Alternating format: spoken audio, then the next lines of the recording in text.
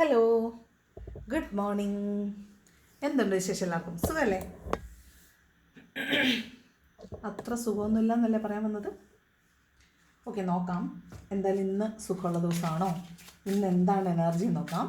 എന്താണ് ഇന്നത്തെ universal guidance? ഇന്ന് എങ്ങനെയായിരിക്കണം നമ്മൾ, എന്ത് എനർജിയാണുള്ളത്, എന്തെല്ലാം കാര്യങ്ങൾ ശ്രദ്ധിക്കണം എന്നൊക്കെ നോക്കാം. ഓക്കെ, പോസിറ്റീവായിട്ടിരിക്കണേ, പ്രാർത്ഥനയോടുകൂടി ഇരിക്കുക. കിട്ടിയിട്ടുള്ള എല്ലാ സൗഭാഗ്യങ്ങൾക്കും ഗ്രാറ്റിറ്റ്യൂഡ് പറയുക കേട്ടോ. അപ്പോൾ ഇന്നത്തെ ദിവസം എങ്ങനെയുണ്ടെന്ന് നോക്കാം.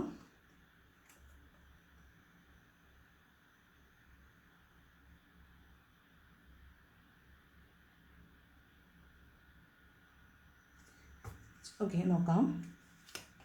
ഫസ്റ്റ് കാർഡ് വന്നിട്ട് 5 ഓഫ് പെൻറ്റക്കിളിൻ്റെ എനർജിയാണ്. അപ്പോൾ നിങ്ങളുടെ കൈ ഒന്ന് സൂക്ഷിക്കുന്നത് നല്ലതായിരിക്കും. കൈ സൂക്ഷിക്കുക മീൻസ് നമ്മൾ ചിലപ്പോൾ നമ്മുടെ കയ്യിൽ കുറേ പണം ഉണ്ടാവും. അപ്പോൾ ആ പണം ഉണ്ട് എന്നതിൻ്റെ പേരിൽ നമ്മൾ ചിലപ്പോൾ ചില കാര്യങ്ങളിൽ ഓവറായിട്ട് സ്പെൻഡ് ചെയ്യാനായിട്ട് സാധ്യതയുണ്ട്. പെട്ടെന്ന് നമ്മൾ കുറച്ച് പൈസ കയ്യിലേക്ക് വരുമ്പോൾ ചിലപ്പോൾ നാളെ നിങ്ങൾക്ക് ഇഷ്ടം പോലെ പൈസ കിട്ടും. അപ്പോൾ പൈസ കൈ കിട്ടുമ്പോൾ പെട്ടെന്ന് ഇത്രയും പൈസ ഉണ്ടല്ലോ, എന്നാൽ അത് വാങ്ങിക്കാം ഇത് വാങ്ങിക്കാം എന്നൊക്കെ വിചാരിച്ചിട്ട് വെറുതെ പോയിട്ട് പർച്ചേസ് ചെയ്യരുത്. ഓക്കെ, അപ്പോൾ പർച്ചേസ് ചെയ്യുമ്പോൾ നിങ്ങൾക്ക് ചിലപ്പോൾ ഫിനാൻഷ്യൽ ലോസ് ഉണ്ടാകാൻ സാധ്യതയുണ്ട്. അതായത് ആവശ്യമില്ലാത്ത സാധനങ്ങൾ പർച്ചേസ് ചെയ്യുക, ആവശ്യമില്ലാതെ ഈ അർഹതയില്ലാത്ത കാര്യങ്ങൾക്ക് വേണ്ടിയിട്ട് പണം വിനിയോഗിക്കുക, ഇതൊക്കെയാണ് 5 ഓഫ് പെൻറ്റക്കിൾ പറയുന്നത്. അപ്പോൾ എന്ത് ചെയ്യണമെന്ന് വെച്ചാൽ കരുതലോടുകൂടി പണം വിനിയോഗിക്കുക, പണത്തിന് നന്ദി പറയുക, പണം വന്നതിനും പണം ഉപയോഗിക്കാൻ ഒരു ചാലകമായതിനും ഒക്കെ നന്ദി പറയുക. ഓക്കെ,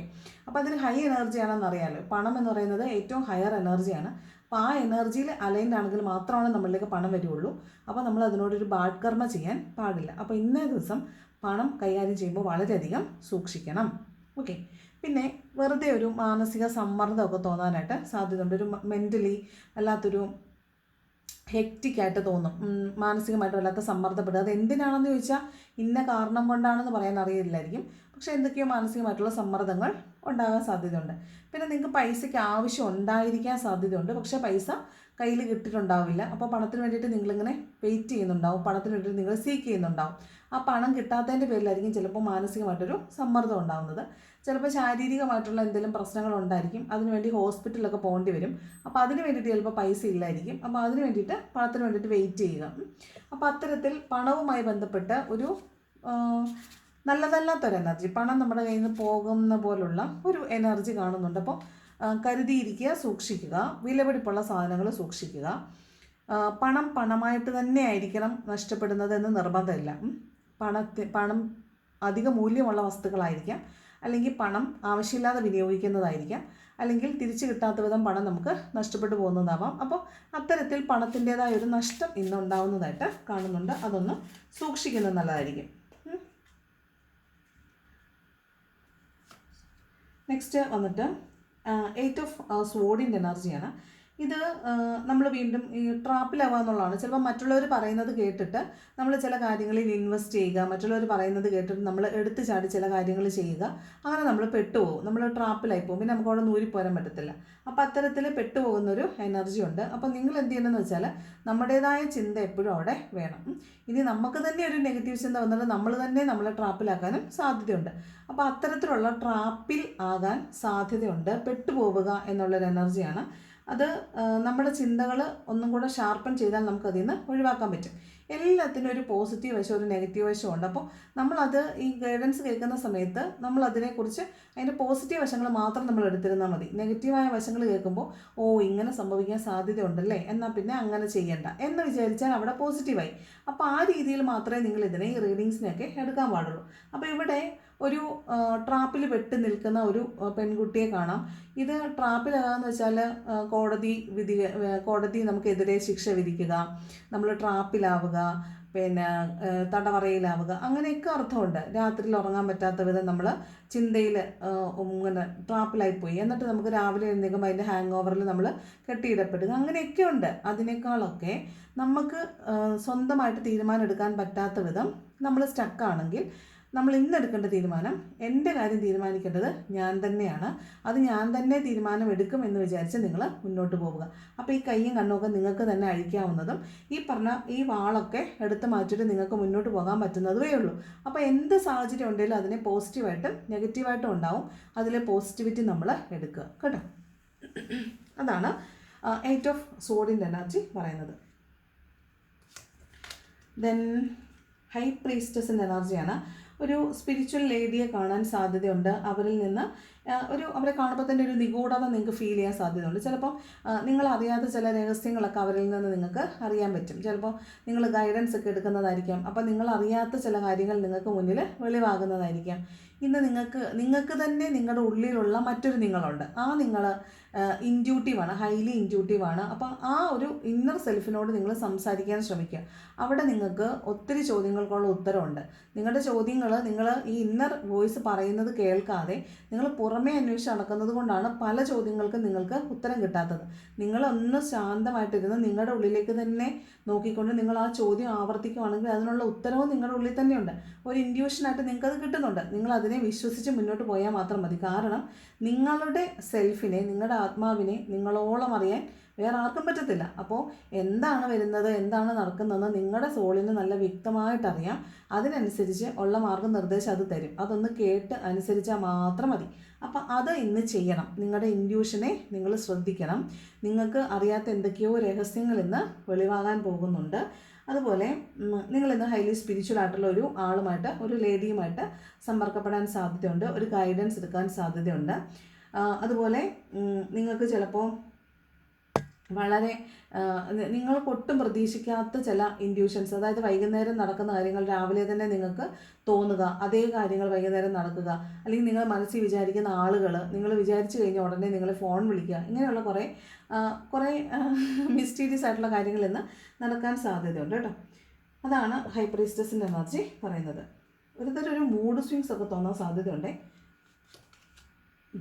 ദെൻ ലവേഴ്സിൻ്റെ എനർജിയാണ്. ഇത് റീയൂണിയൻ്റെ കാർഡാണ്. അതുപോലെ തന്നെ ഒരു ഫിസിക്കൽ ഇൻറ്റിമസിയുടെ കൂടെ കാർഡാണ്. ലവ് ആൻഡ് ഇൻറ്റിമസിയാണിത്. അപ്പം ഇതും ഒന്ന് ശ്രദ്ധിക്കുന്നത് നല്ലതായിരിക്കും. വരുന്ന എല്ലാ കാര്യങ്ങളും നമുക്ക് നല്ലതിനാണെന്ന് നമ്മൾ ഒരിക്കലും വിചാരിക്കരുത്. അപ്പം നമ്മൾ എന്ത് ചെയ്യണമെന്ന് വെച്ചാൽ നമുക്ക് നല്ലത് മാത്രം എടുക്കുക, അല്ലാത്തത് നമ്മൾ വിട്ടുകളയണം.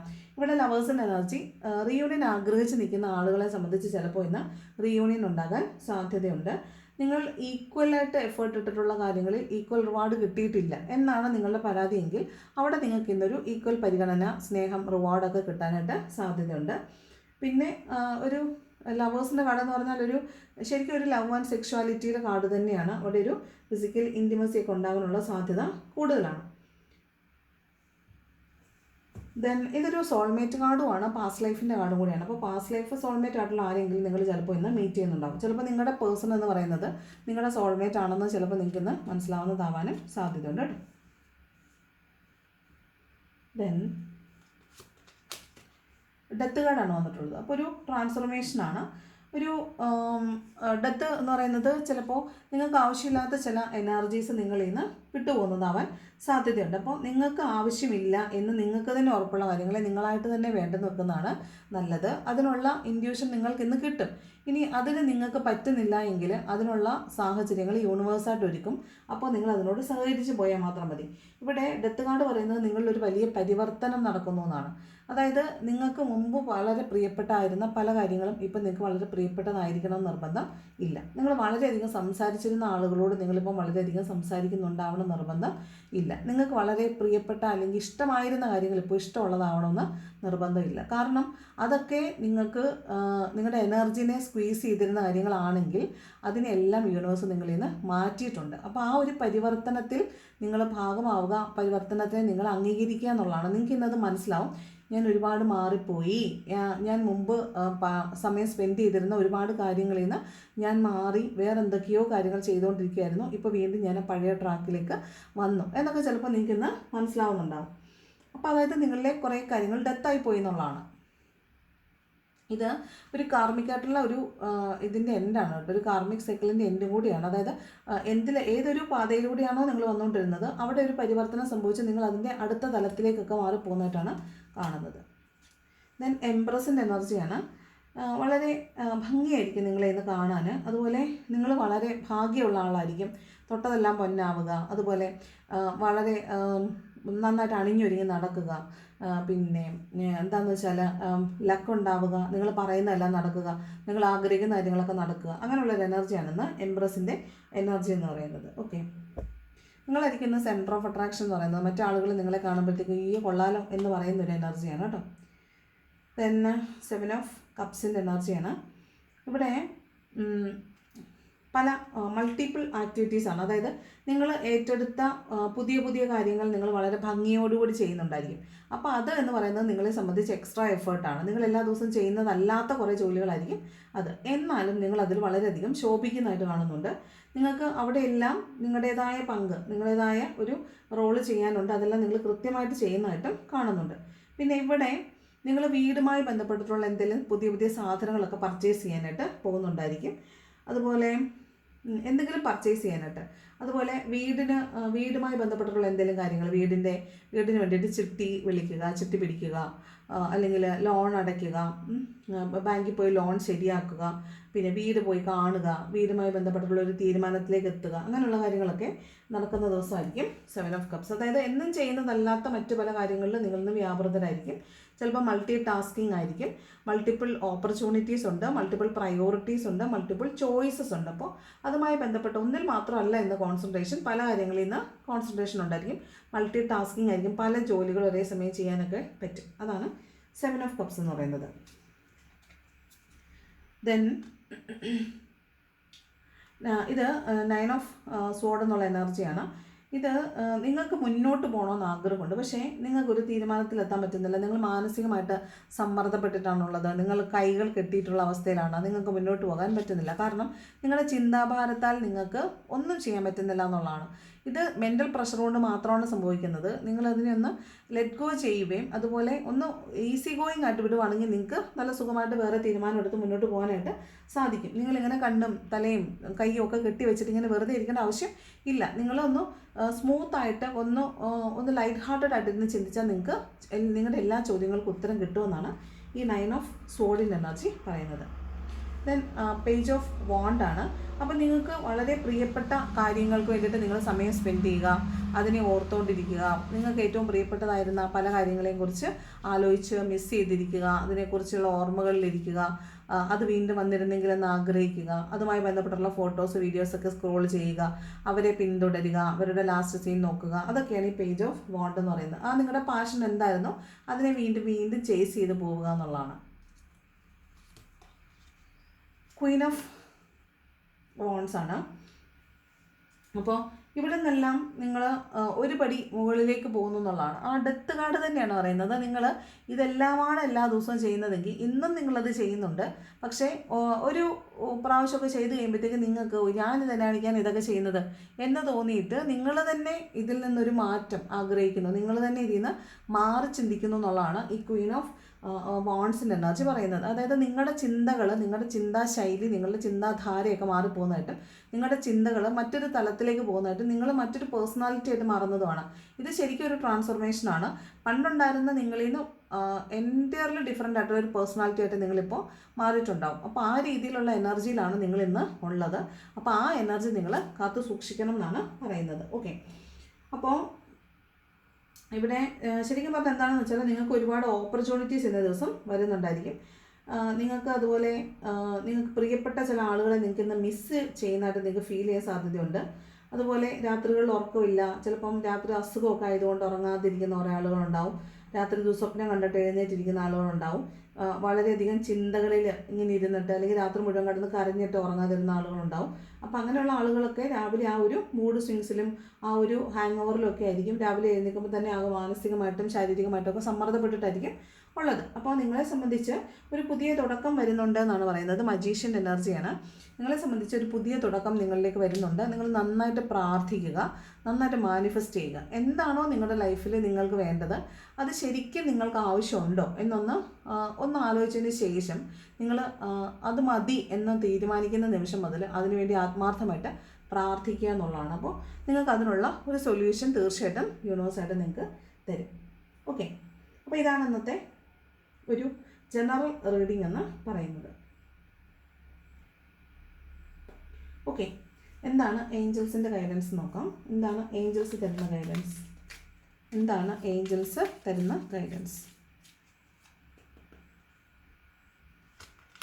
ഫസ്റ്റ് കാർഡ് കോംപ്രമൈസ് ചെയ്യാനാണ് പറയുന്നത്. ഒന്ന് ബാലൻസിലേക്ക് കൊണ്ടുവരും, ഒന്ന് കോംപ്രമൈസ് ചെയ്യും. എന്ത് കാര്യത്തിലാണോ നിങ്ങൾ സ്ട്രഗിൾ ചെയ്യുന്നത് അതിലൊന്നൊരു കോംപ്രമൈസ്, നിങ്ങളുടെ ഭാഗത്തു നിന്നൊരു കോംപ്രമൈസ് ചെയ്യാൻ പറ്റുമെന്ന് ആലോചിക്കാനാണ് പറയുന്നത്. രണ്ടാമത്തെ ട്രസ്റ്റ് ചെയ്യാനാണ്. ഈ യൂണിവേഴ്സിനെ ട്രസ്റ്റ് ചെയ്യുക, ഈ പ്രോസസ്സിൽ ട്രസ്റ്റ് ചെയ്യുക, നിങ്ങളെ തന്നെ ട്രസ്റ്റ് ചെയ്യാനാണ് പറയുന്നത്. Then big happy changes. പിന്നെ വരുന്നതെല്ലാം നിങ്ങൾ എത്രത്തോളം വിശ്വസിക്കുന്നോ അത്രത്തോളം നിങ്ങളിലേക്ക് നല്ല നല്ല മാറ്റങ്ങൾ വന്നു ചേരും എന്നാണ് യൂണിവേഴ്സ് പറയുന്നത്. അപ്പോൾ നിങ്ങളതിൽ വിശ്വസിക്കുക കേട്ടോ. നിങ്ങൾ ഏറ്റവും നന്നായി വിശ്വസിക്കുക. അപ്പോൾ നിങ്ങൾക്കുള്ള മാർഗം തെളിഞ്ഞു വരും എന്നാണ് പറയുന്നത്. എന്താണ് ലവേഴ്സിനുള്ള ഗൈഡൻസ് നോക്കാം. എന്താണ് ലവേഴ്സിനുള്ള ഗൈഡൻസ്? എന്താണ് ലവേഴ്സിനുള്ള ഗൈഡൻസ്? യു ഡിസേർവ് ലവ് ആണ്. ഇതിപ്പോൾ നിങ്ങളെ സ്നേഹിക്കാൻ വിടാതെ, അല്ലെങ്കിൽ നിങ്ങൾ സ്നേഹം അർഹിക്കാത്ത രീതിയിൽ നിങ്ങൾ വല്ലാത്തൊരു ഹെക്റ്റിക് കണ്ടീഷനിലായിരിക്കും നിങ്ങളെ പ്ലേസ് ചെയ്തേക്കുന്നത്. അപ്പോൾ അങ്ങനല്ല വേണ്ടത്. നിങ്ങളും സ്നേഹം അർഹിക്കുന്നുണ്ട്. നിങ്ങൾ അതിനു വേണ്ടിയിട്ട് പ്രയത്നിക്കുക. നിങ്ങൾ സ്നേഹം അനുഭവിക്കുക എന്നാണ് പറയുന്നത്. നിങ്ങൾക്കും ആഗ്രഹമുള്ളിടത്തോളം സ്നേഹം അനുഭവിക്കുക. Having family issues, healing family issues. നിങ്ങളുടെ ഫാമിലിയിലുള്ള ഇഷ്യൂസിനെ നിങ്ങൾ ഹീൽ ചെയ്യുക. നിങ്ങളുടെ പേരൻസുമായിട്ട് എന്തെങ്കിലും പ്രശ്നമുണ്ടെങ്കിൽ ഹീൽ ചെയ്യുക. നിങ്ങളുടെ ഫാമിലിയിൽ നിന്നായിരിക്കും നിങ്ങളുടെ ഫാമിലിയിൽ ബോണ്ടേജസിനിടയ്ക്കുള്ള പ്രോബ്ലംസ് ഉണ്ടാവുക, അല്ലെങ്കിൽ നിങ്ങളുടെ ചൈൽഡ്ഹുഡ് ട്രോമാസ് ഉണ്ടാവുക. അതെല്ലാം ഹീൽ ചെയ്യാനാണ് പറയുന്നത്. ആ ഇഷ്യൂസ് എല്ലാം ഹീൽ ചെയ്യുമ്പോൾ നിങ്ങളുടെ ഒരുമാതിരിപ്പെട്ട എല്ലാ പ്രശ്നങ്ങളും റിസോൾവ്ഡ് ആവും. Okay, then stay optimistic about your love life. നിങ്ങൾ വളരെ ഓപ്റ്റിമിസ്റ്റിക് ആയിട്ടിരിക്കുക, വളരെ പ്രതീക്ഷയോടുകൂടി ഇരിക്കുക. അങ്ങനെയാണെങ്കിൽ നിങ്ങൾ എന്താഗ്രഹിക്കുന്നത് നിങ്ങളിലേക്ക് വരും. അല്ലാതെ വരുമായിരിക്കും, ഇനി വരുവേലേ എന്നൊക്കെ വിചാരിച്ചിരിക്കുമ്പോഴാണ്, ഈ കൺഫ്യൂസ്ഡ് സ്റ്റേറ്റിൽ വരുമ്പോഴാണ് നമുക്ക് ഒരു അൺസർട്ടനിറ്റി അല്ലെങ്കിൽ ട്രസ്റ്റ് ഇല്ലായ്മ ഫീൽ ചെയ്യുന്നതും, അതിലൊരു കിട്ടുമോ എന്നുള്ളൊരു കൺഫ്യൂഷൻ വരുന്നതും, അതിലൊരു ഉറപ്പില്ലായ്മ വരുന്നതും.